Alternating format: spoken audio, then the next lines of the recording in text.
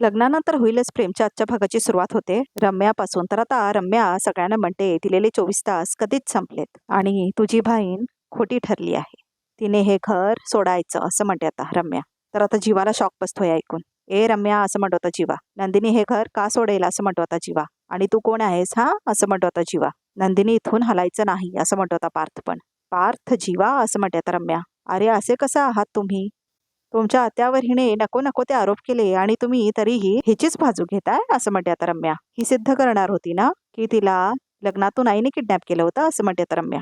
ती सिद्ध करू शकली का असं म्हणते आता रम्या. नाही, खरं तर तिने आईवर जेव्हा तिने आरोप केले होते ना तेव्हा तुम्ही दोघे स्वतःहून तिला घराबाहेर काढायला हवं होतं असं म्हणते आता रम्या.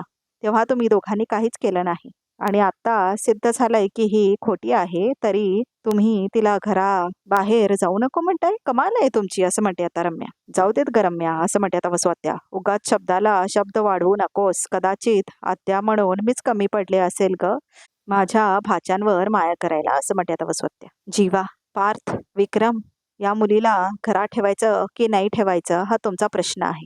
या बाबतीत मी काही बोलणार नाही. पण यापुढे फक्त एकच सांगेन. यापुढे माझ्यावरती हे असले जीवघेणे आरोप नकारे करू असं म्हणते आता वसुआत्या.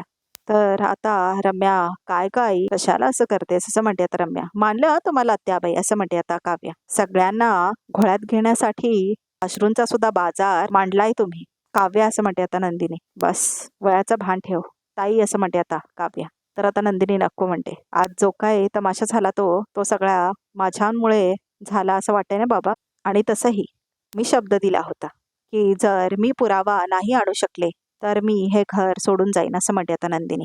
मी चुकले नाहीये असं म्हणते आता नंदिनी. पण मी दिलेला शब्द पाळेन असं म्हणते नंदिनी. मी हे घर सोडून जाईन असं म्हणते आता नंदिनी. तसं असेल तर मी पण बॅग भरते असं म्हणते आता काव्या.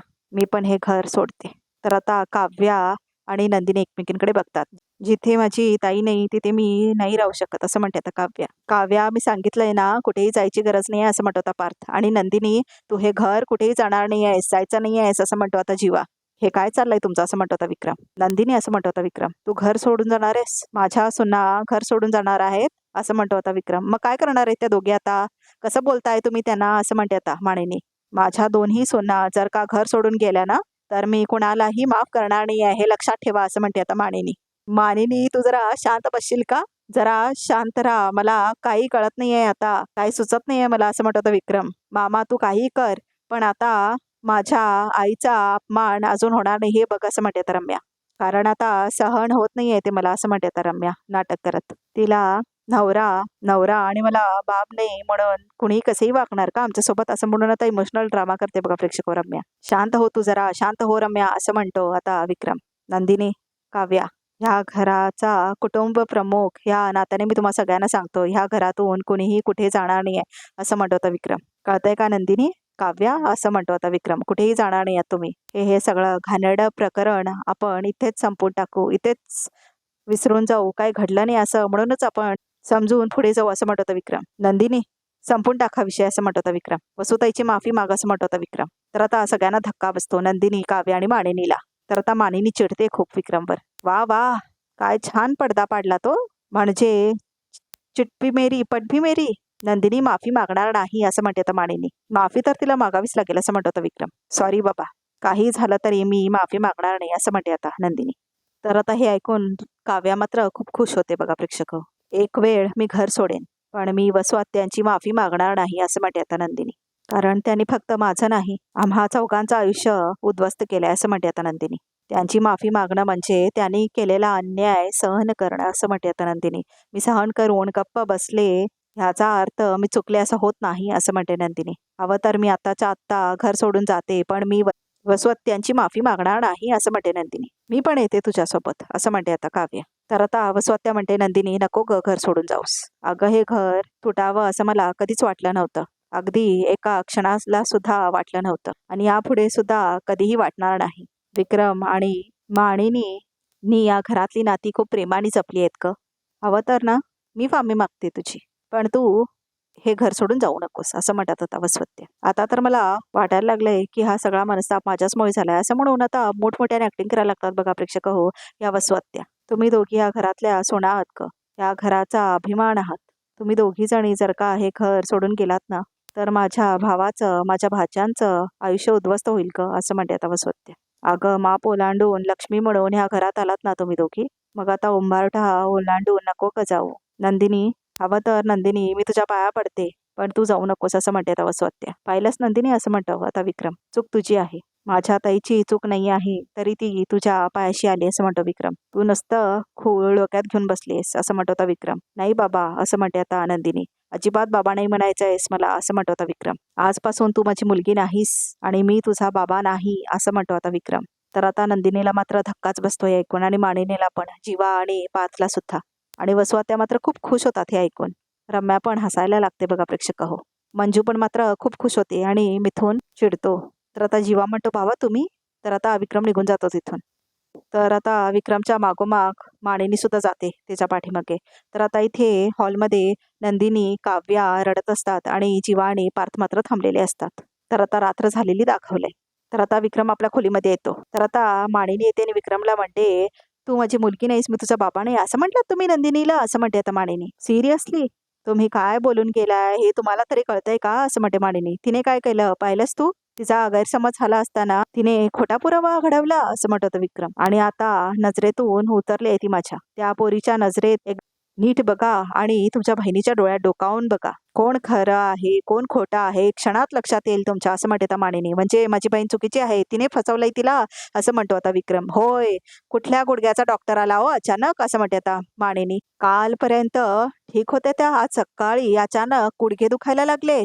तुम्ही हा असा विचार का करत नाही विक्रम की हे खरंच खरंच वसुताईंनी सगळं केलेलं असेल असं म्हणते आता मानिनी. हे बघा नंदिनीला किडनॅप केल्यानंतर आपल्या पार्थ सोबत लग्न करण्याची पहिली संधी कुणाला मिळाली असती असं म्हणते आता मानिनी. रम्याला असं म्हणते आता मानिनी. हाच विचार वसवात्याने केला नसेल असं म्हणते आता मानिनी. तर आता विक्रम म्हणतो, मग झालं काय रम्याचं लग्न पार्थची. जेव्हा नंदिनी मंडपात नव्हती ना तेव्हा रम्या पण मंडपात नव्हती असं म्हणत होता विक्रम. आणि हा जर वसुताईचाच प्लॅन असला असता ना तर तिने रम्याला कुठे जाऊ दिलं नसतं असं म्हणत होता विक्रम. दिला असता का असं म्हणत होता विक्रम. त्यामुळे नंदिनीची वकिली करायची म्हणून माझ्यासोबत बोलत जाऊ नकोस हा तू असं म्हणत होता विक्रम. वकिली करत नाहीये मी असं म्हणते मानिनी. अहो पण नंदिनी एकाएकी वसुताईच्या विरोधात वागायला लागेल असं म्हणते आता मानिनी. पिहूनी नंदिनीला चित्र काढून दाखवलं होतं. पिहूने स्वतःच्या तोंडावरून सांगितलं होतं की तिने ऐकलंय वसुताईनीच नंदिनीला किडनॅप केलंय. शिवाय वसुताईंच्या फोनमध्ये त्या दीपकचा नंबर होता हे सुद्धा नंदिनी म्हणाली होती असं म्हणते आता मानिनी. आता चार चौघांमध्ये पकडलं जाऊ नये म्हणून वसवत्यांनी ते डिलीट केलं नसेल का असं म्हणते मानिनी. आणि अचानक कुठून आला तो डॉक्टरकडे न जाता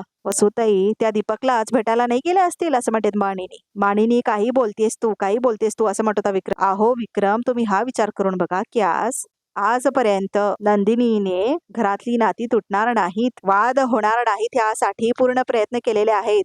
आणि वसुताई ह्याच्या बरोबर उलट वागल्यात हे तुम्ही सुद्धा पाहिलंय असं म्हणते आता मानिनी. नंदिनीने घरातल्या सगळ्यांशी जुळून घेतलंय ना असं म्हणते आता मानिनी. अगदी वसुताई आणि रम्यासोबत सुद्धा असं म्हणते आता मानिनी. पण नंदिनी या घरात आल्यापासून ह्या वसुताईंना तिच्यासोबत फक्त प्रॉब्लेम्स आणि प्रॉब्लेम्सच आहेत असं म्हणते मानिनी. मग एवढं सगळं असताना वसुताईंनी नंदिनीच्या विरोधात वाकडं पाऊल उचलले नसतील हे कशावरून असं म्हणते आता मानिनी. अरे असेल हे सगळं बरोबर, पण नंदिनीला किडनॅप करण्या इतकं घाणेरडं का माझी बहीण नाही करू शकत असं म्हणत होता विक्रम. आणि हे मी अजिबात मान्य करणार नाही असं म्हणत होता विक्रम. ठीक आहे मग मला तुमच्या विरोधात जावं लागेल असं म्हणते आता मानिनी. पण मी नंदिनीचीच साथ देणार आहे असं म्हणते मानिनी. कारण नंदिनी प्रामाणिक आहे यावर माझा पूर्ण 100% विश्वास आहे असं म्हणते आता मानिनी. आणि मानिनी एवढंच म्हणून निघून जाते तिथून. जा कर तुला काय करायचंय ते असं म्हणत होता विक्रम. तर आता इथे पार्थ आणि काव्या आपल्या खोलीमध्ये येतात. तर आता काव्या म्हणत असते फसवलंय तिला वसवात्याने फसवलंय असं म्हणते आता काव्या. तिला फसवलंय पार्थ. मला सांगा तुम्ही पार्थ माझी नंदिनी ते असं का वागेन, का ती सगळ्यांसमोर खोटे पुरावे घेऊन येईन असं म्हणते आता काव्या. नंदिनी खोटा पुरावा आणूच शकत नाही हे माहिती आहे मला असं म्हणत होता पार्थ. तुम्ही मला सांगा विक्रम काका असं का वागतायत तिच्याशी असं म्हणते आता काव्या. विक्रम काका कायम वसवत्याचीच बाजू घेत आहेत फक्त असं म्हणते आता काव्या. एकदा सुद्धा त्यांना असं वाटलं नाही की नंदिनी ताईचा विचार करावा. आता काय म्हणाले ते ऐकलत का तुम्ही असं म्हणते आता काव्या. ह्याच्या पुढे मला कधीही बाबा म्हणून हाक मारू नकोस. किती वाईट वाटलं असेल तिला.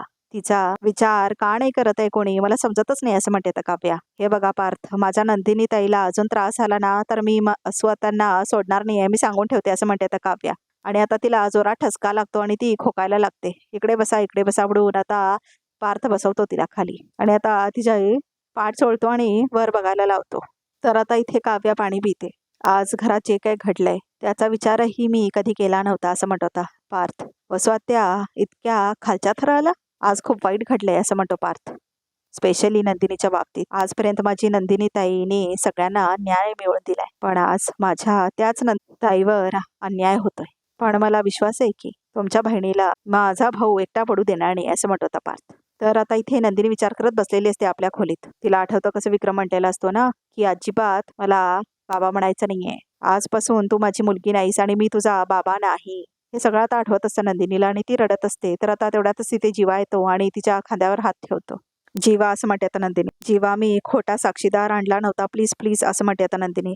तर आता जीवा म्हणतो हे बघ, तुला एक्सप्लेनेशन द्यायची काय गरज नाहीये, कारण माझा तुझ्यावर पूर्ण विश्वास आहे असं म्हणतो आता जीवा नंदिनी. तुला ट्रॅप केलं गेलंय हे दिसतंय मला, पण मग अशी कशी काय मूर्ख बनले मी असं म्हणते नंदिनी. असा कसा विश्वास ठेवला त्या दीपकवर? नेहमी असंच होतं, मी ज्या लोकांवर विश्वास ठेवते तीच लोक मला फसवतात असं म्हणते नंदिनी. हे असं का होऊन बसलं जीवा असं म्हणते आता नंदिनी. ज्या नात्यांची नीव इतक्या प्रेमाने घट्ट बसवली होती ती नाती एका क्षणात अशी विस्कटली. मला वाटलं होती की मी दीपकला घरी आणेन आणि मग तो खरं काय ते सगळ्यांना सांगेन. घरच्यांचा माझ्यावरचा विश्वास कधीच ढासळणार नाही. पण उलट होऊन बसलं सगळं उलट होऊन बसलं असं म्हणून नंदिनी रडायला लागते जोरजोरात आता. नंदिनी प्लीज रडू नकोस असं म्हणत होता जीवा. तू दीपकशी बोलायला एकटीने जायलाच नको होतं असं म्हणत होता जीवा. आपण सोबत गेलो असतो ना तर आपल्याला तेव्हाच कळालं असतं की काहीतरी गडबड आहे आणि कदाचित आपण दुसरा काहीतरी मार्ग काढला असता असं म्हणत होता जीवा. खरंय तुमचं असं म्हणते आता नंदिनी. तुम्ही त्या दिवशी किती वेळा मला म्हणालात मी सोबत येतो म्हणून, पण मी म्हणाले की ही लढाई माझी आहे, मला एकटीने लढून द्या. चुकलंच माझं असं म्हणते नंदिनी. पण आता ही लढाई माझी नाती वगैरे सगळं हरून बसले मी असं म्हणते नंदिनी. तर आता जेव्हा म्हणतो तू असा विचार करत राहू नकोस आणि तुझी नाती अजून तुझ्या सोबतच आहेत असं म्हणतो जीवा, आणि काळजी करू नकोस, हा जीवा तुला कधीच हरू देणार नाही असं म्हणत होता जीवा. तर आता जीवा आणि नंदिनी एकमेकांकडे बघतात. एवढं सगळं होऊन सुद्धा एवढा विश्वास दाखवत आहे माझ्यावर म्हणते नंदिनी. मी सगळं विश्वासात घेऊन तुम्हाला सांगायला हवं होतं असं म्हणते नंदिनी, पण का नाही सांगितलं? माझं चुकलं. कदाचित तुला पुन्हा असं वाटलं असेल की तू माझ्यावर विश्वास ठेवशील आणि परत निराशा हाती लागेल आणि तू मला हे सांगणार नाही हे मला माहीतच होतं, कारण आता मी सध्या तुझा नवरा नाही आणि मित्रही नाही. पण एक दिवस तू सगळं माझ्यासोबत शेअर करशील असं म्हणतो जीवा. असं नातं बनेन आपलं असं म्हणतो आता जीवा. पण तोपर्यंत एक रूममेट म्हणून तरी सगळं मला सांगत जा असं म्हणतो जीवा. सांगशील ना असं म्हणत होता जीवा. तर आता नंदिनी म्हणते हो. जीवा बाबा परत माझ्याशी कधीच बोलणार नाहीत का हो असं म्हणते आता नंदिनी. मला बाबा म्हणून हाक सुद्धा मारू नको असं म्हणाले ते असं म्हणते नंदिनी. माझी लाज वाटते त्यांना असं म्हणाले ते. माझंच चुकलं असं म्हणते नंदिनी. जे काय घडलं होतं त्याबद्दल बोलायलाच नको होतं मी असं म्हणते आता नंदिनी. उगाच माझ्यामुळे आई बाबांमध्ये वाद झाला असं म्हणते नंदिनी. खूप खूप चुकीचं वागले मी असं म्हणते नंदिनी. तर आता जेव्हा म्हणतो नंदिनी हे बघ, तू काही चुकीचं वागलेलं नाहीयेस, जे केलंस ते योग्यच केलंस आणि बाबांचं म्हणणं तू मनावर घेऊ नकोस, कारण ते जे काय बोलले ते रागात बोलले. त्यांच्या बहिणीवर आरोप केल्यावर तर ते चिडणारच होते ना, आणि तुलाही माहितीये ते सहसा चिडत नाहीत, त्यांना थोडा वेळ दे असं म्हणतो आता जीवा. एकदा का ते शांत झाले ना तर ते स्वतःहून येऊन तुझ्याशी बोलतील असं म्हणतो आता जीवा. Trust me. आणि प्रत्येक गोष्टीचा स्वतःला त्रास करून घेऊ नकोस, थोडी स्ट्रॉंग हो आणि काय वाटलं तर बोल माझ्याशी असं म्हणतो जीवा. मी आहे. तर आता नंदिनी जीवाकडे बघते. सकाळपासून बाहेर आहेस, काय खाल्लं नसशील, मी तुझ्यासाठी काहीतरी खायला घेऊन येतो असं म्हणतो आता जीवा. नाही नको मला असं म्हणते आता नंदिनी. उपाशी पोटी झोपू नये चकाचक बाई, मी काहीतरी आणतो जसं तू माझ्यासाठी आणतेस असं म्हणतो आता जीवा. नको मला आता काहीच नको आहे असं म्हणते आता नंदिनी. तर असं काय करतेस? ऑलरेडी इतक्या प्रेशर खाली जगती आहेस, स्वतःला फिजिकली त्रास होणार नाही ह्याची तरी काळजी घे असं म्हणत होता जीवा. जीवा प्लीज ऐका ना, आता माझ्या घशाखाली अजिबात काही जाणार नाही, प्लीज मला आता काहीच नको असं म्हणते नंदिनी. मला मला फक्त माझा माझा वेळ हवा असं म्हणते नंदिनी. प्लीज समजून घ्या तुम्ही असं म्हणते नंदिनी. तर आता जीवा म्हणतो ठीक आहे, पण काही लागलं तर सांग. तर जीवा निघून जातो तिथून आणि रूमच्या बाहेर जातो. किती पटकन गोष्टी बदलतात असं म्हणते आता नंदिनी. दीपकने त्याचा शब्द असा अचानक कसं काय बदलला? माझ्या विरोधात एवढे पुरावे वसवत्याने आणले कधी केलंय सगळं त्यांनी असं म्हणते आता नंदिनी रडत रडत. मी सांगते ना असं म्हणून आता वसवत्या आणि रम्या दोघीही दाराकडे येतात आता नंदिनीच्या खोलीच्या. तर आता रम्या आणि वसुवात्या येतात आणि रम्या आता दरवाजा लावून घेते जीवा आणि नंदिनीच्या खोलीचा. तर आजचा भाग इथे संपतो. तर बघूया तर रिकामध्ये काय आहे ते. तर आता नंदिनी म्हणते, आजपर्यंत तुम्ही माझ्यातली संयमी आणि सोज्वळ नंदिनीच पाहिली, आता माझ्यातली खरी नंदिनी बघाल तुम्ही, असं म्हणते नंदिनी. एकमेकींना धरून उभे राहाल, कारण आता वादळ येणार आहे, असं म्हणते नंदिनी. असं नंदिनी आता रम्या आणि वसुवात्याला म्हणते. तर आता ते दोघी घाबरतात. तर आता नंदिनी पोहे आणून देते. तर आता मानिनी म्हणते, तुमच्यासाठी तुमचे आवडते पोहे बनवलेत नंदिनीने. तुझी सून आहे ती, तिने काय हवं ते करावं, फक्त माझ्यासाठी तिने काय नाही करावं, असं म्हणतो आता विक्रमन. निघू जातो तिथून. तर आता मानिनी म्हणते, संपवा संपवा हे सगळं, असं म्हणते आता मानिनी. संपणार नाही, यापुढे ह्या घरामध्ये हा विषय कुणासाठीही सोडणार नाही, असं म्हणतो आता विक्रम. आणि आता नंदिनी मात्र खूप रडत असते बघा प्रेक्षक. तर आता रिकॅप सुद्धा इथेच संपतो. तर या चॅनलला नक्की सबस्क्राईब करा.